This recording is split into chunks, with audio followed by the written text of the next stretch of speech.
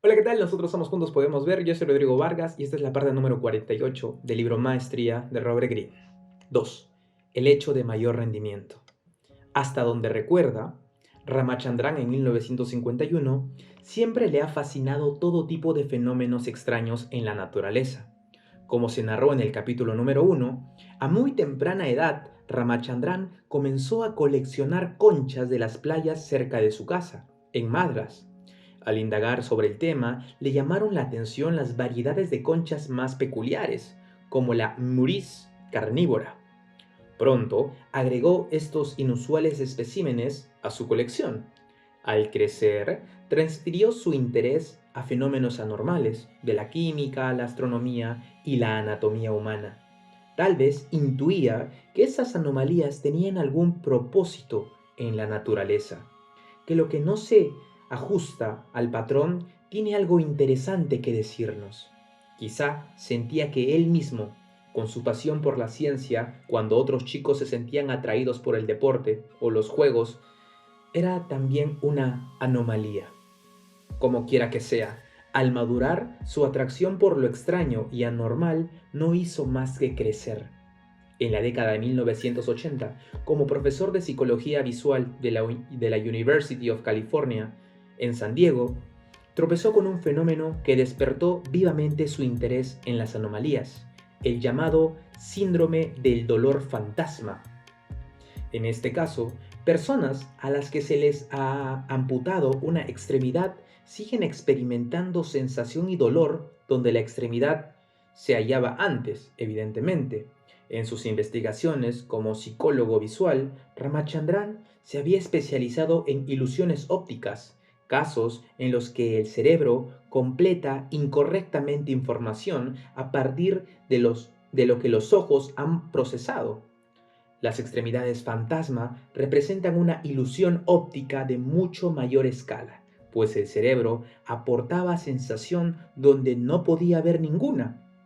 ¿Por qué el cerebro enviaba esas señales? ¿Qué nos dice ese fenómeno sobre el cerebro en general? ¿Y por qué había tan pocas personas interesadas en esa afección realmente rara? Él se obsesionó con estas preguntas y leía todo lo que podía sobre ese tema. Un día, en 1991, leyó acerca de un experimento realizado por el doctor Timothy Pons de la National Institute of Health, que lo asombró por sus posibles ramificaciones.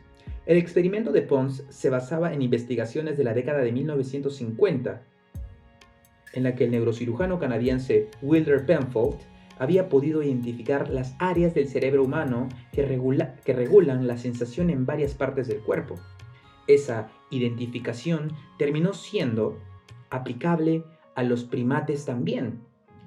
En el experimento de Pons, este trabajó con monos cuyas fibras nerviosas que iban del cerebro a un brazo habían sido cortadas. Al poner a prueba el mapa de su cerebro, Pons descubrió que cuando tocaba la mano del brazo muerto, no había actividad en la parte correspondiente del cerebro, como era de esperar.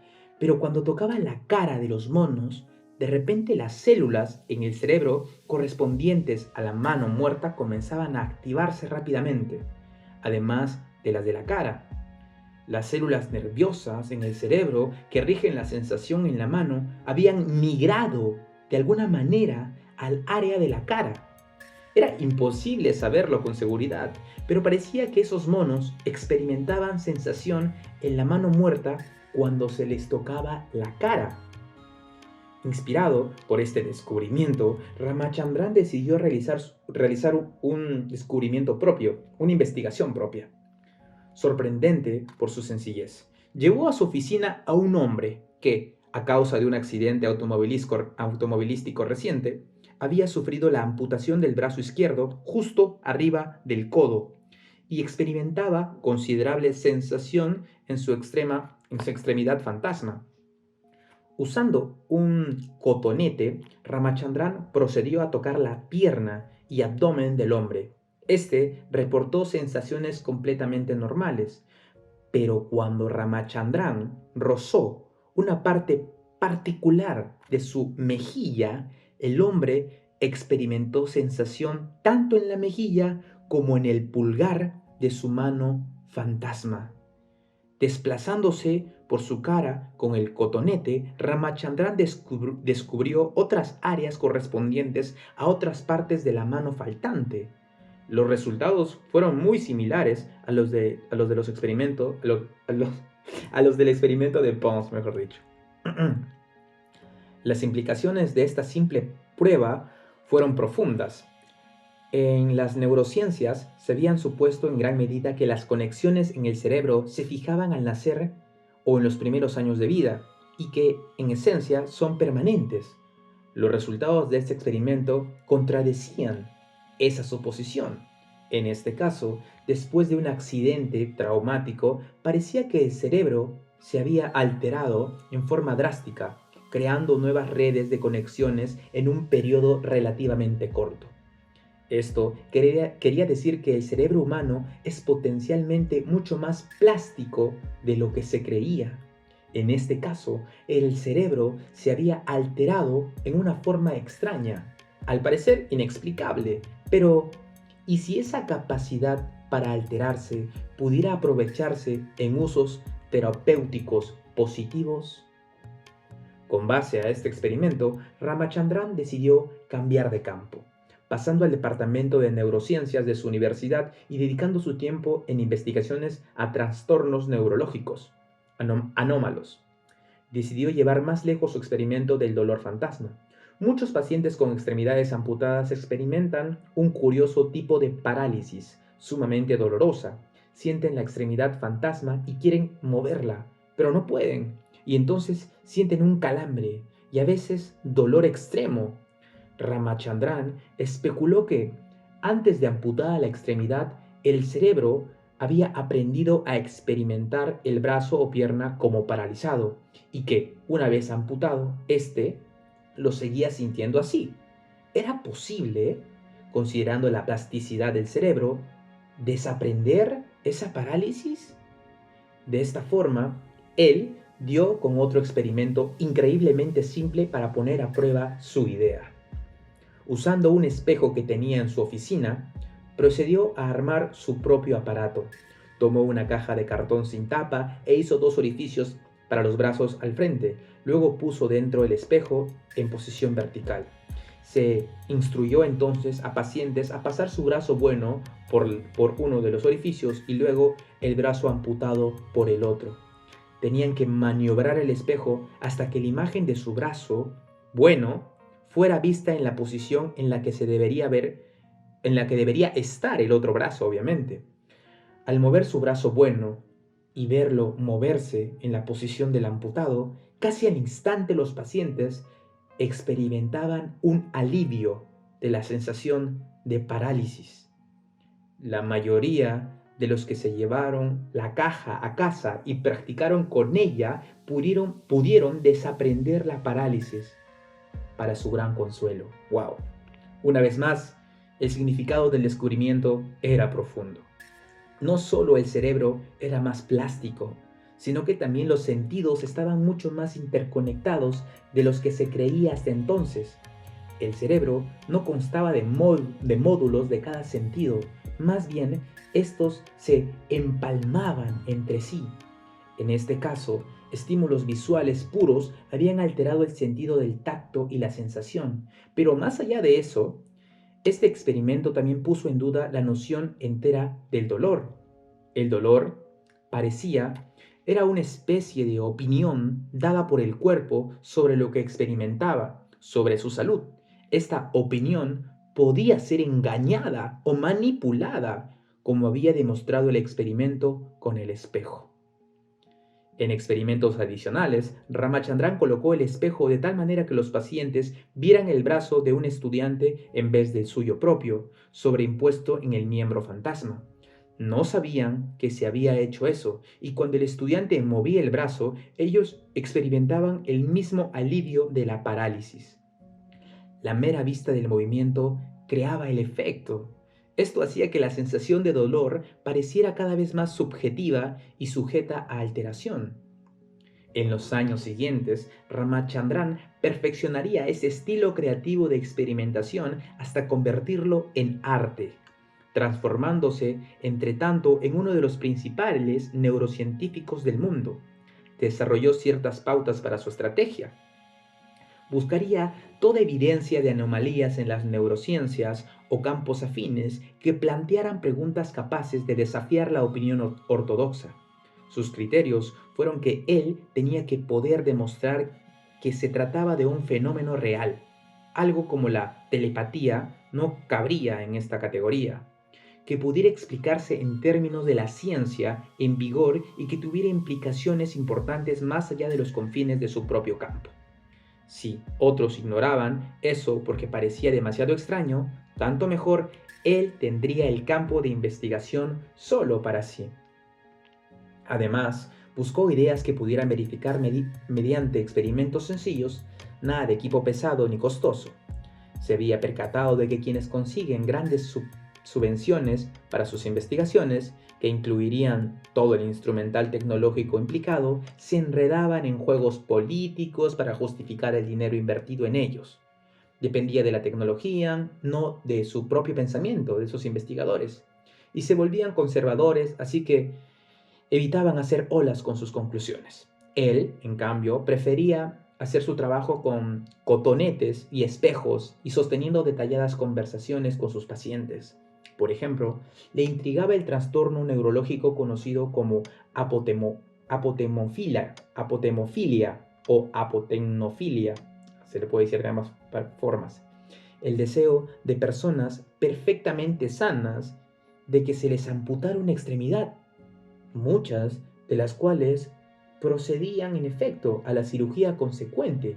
Algunos habían especulado que ese conocido trastorno tenía por objetivo llamar la atención o que se derivaba de alguna modalidad de perversión sexual, o que los pacientes habían visto en la infancia a una persona que había sufrido una amputación y la imagen se había convertido en un ideal para ellos. En todas esas especulaciones, la gente parecía dudar de la realidad de la sensación efectiva. Todo estaba en la cabeza de los pacientes, se daba a entender. A través de simples entrevistas con pacientes en dicha situación, Ramachandran hizo descubrimientos que dispararon esas emociones. Que disiparon esas emociones. En todos los casos estaba involucrada la pierna izquierda, lo cual era bastante curioso. Al hablar con ellos, pareció claro para Ramachandran que no buscaban atención ni tenían una perversidad sexual, sino que experimentaban un deseo muy real a causa de una sensación también muy real. Con una pluma, todos marcaron el punto exacto en que deseaban la amputación. ¡Wow! Todos tenían como que el mismo punto, la misma X. Cuando él hizo en el cuerpo de los pacientes sencillas pruebas galvánicas de reacción en la piel, pruebas que registran las señales de grados ligeros de dolor, descubrió que todo era normal, salvo cuando punzaban la parte de la pierna en la que el paciente deseaba la amputación. La reacción era desmesurada entonces. El paciente experimentaba esa parte de la extremidad como si estuviera demasiado presente, fuera demasiado intensa, y su sensación sobreactiva solo pudiera eliminarse mediante amputación. En labores subsecuentes, Ramachandran pudo localizar daños neurológicos en la parte del cerebro que crea y controla nuestra sensación de imagen corporal. Esos daños habían ocurrido al nacer o poco después. Esto quería decir que el cerebro podía crear una imagen corporal en una persona perfectamente sana, que fuera sumamente irracional. Parecía también que nuestro concepto de nosotros mismos es mucho más subjetivo y fluido de lo que creemos.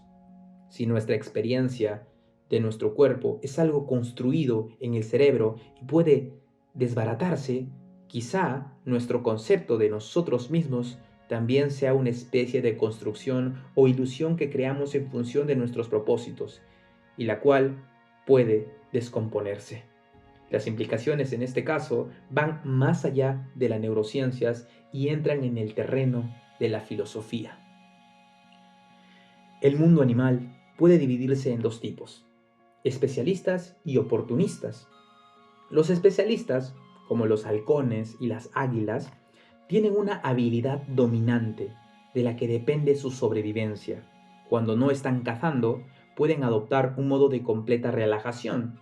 Los oportunistas, a su vez, no tienen ninguna especialidad particular. Dependen, en cambio, de su habilidad para oler cualquier oportunidad en el entorno y aprovecharla. Se hallan en un estado de constante tensión y requieren estimulación continua. Los seres humanos somos los oportunistas supremos del mundo animal, los menos especializados de todos los seres vivos. Todo nuestro cerebro y sistema nervioso está hecho para buscar cualquier oportunidad. Nuestros antepasados más primitivos no comenzaron con una idea en su cabeza para crear una herramienta que les ayude a explorar y matar. En su lugar, dieron con una roca, quizá inusualmente puntiaguda o alargada, una anomalía, y vieron en ella una posibilidad. Al recogerla y manipularla, se les ocurrió la idea de usarla como herramienta. Esta tendencia oportunista de la mente humana es la fuente y fundamento de nuestras facultades creativas. Y si seguimos esta inclinación del cerebro, maximizamos tales facultades. Pero cuando se trata de empeños creativos, muy a menudo encontramos personas que los siguen desde el extremo equivocado. Esto suele afectar a los jóvenes e inexpertos. Comienzan con una meta ambiciosa, un negocio, invento o problema que quieran resolver. Esto parece prometer dinero y atención. Luego buscan maneras de cumplir esa meta. Tal búsqueda podría tomar miles de direcciones, cada una de las cuales podría desplegarse a su propia manera, pero en lo que fácilmente ellos también podrían terminar agotándose sin hallar nunca la clave para alcanzar su amplia meta. Hay demasiadas variables implicadas en el éxito. Los sujetos más experimentados y prudentes, como Ramachandran, son oportunistas. En vez de comenzar con una meta general, salen en busca del hecho de mayor rendimiento, alguna evidencia empírica que sea extraña y no encaje en el paradigma, pero que sea interesante. Esa evidencia descuella y llama su atención, como la piedra alargada.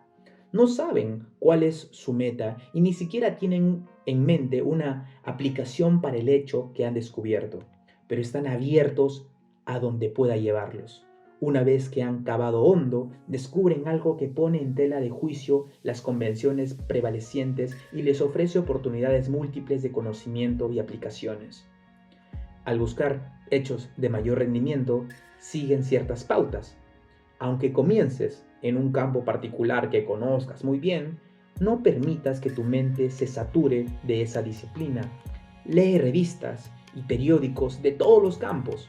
A veces encontrarás una anomalía interesante en una disciplina ajena que podría tener implicaciones para la tuya. Especula en lo que eso podría significar y esa especulación guiará tu investigación subsecuente, aunque sin determinar tus conclusiones. Si lo que has descubierto parece tener amplias ramificaciones, persíguelo con toda intensidad. Es mejor buscar 10 hechos así y que uno de ellos rinda un gran descubrimiento, a buscar 20 ideas que tengan éxito, pero con implicaciones triviales. Eres el cazador supremo, siempre alerta, con ojos que buscan en el paisaje el hecho que expondrá una realidad antes oculta, con hondas consecuencias.